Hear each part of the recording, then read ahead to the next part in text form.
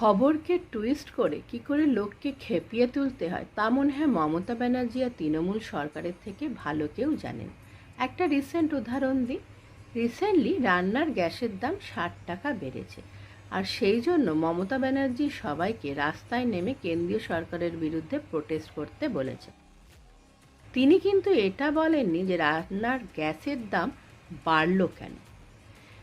মধ্যপ্রাচ্য অর্থাৎ মিডিল ইস্টে যে যুদ্ধ চলছে এবং তার জন্য ইরান করেছে কি, এই সমস্ত রান্নার গ্যাস এবং তেলের যাওয়ার রাস্তাটাকে দিয়েছে বন্ধ করে।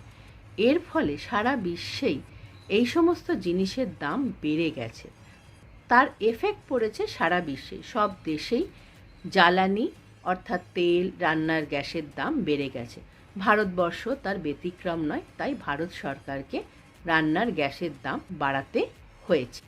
মমতা ব্যানার্জি কিন্তু এটা বলতে ভুলে গেছে যে আজ যখন বেশিরভাগ দেশ যুদ্ধে জড়িয়ে পড়েছে, পুরো মিডিল ইস্ট জড়িয়ে গেছে, ইসরায়েল, ইউএসএ, পাকিস্তান, আফগানিস্তান, আমাদের আশেপাশের দেশের আভ্যন্তরীণ অবস্থা খুব খারাপ, সেখানে আমরা আমাদের দেশে শান্তিতে বসে আছি।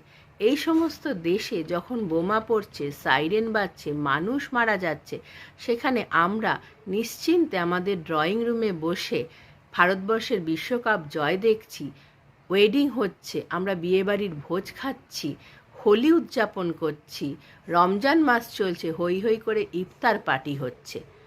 আর এর কারণ হচ্ছে ভারত সরকারের অসম্ভব ভালো ফরেন পলিসি।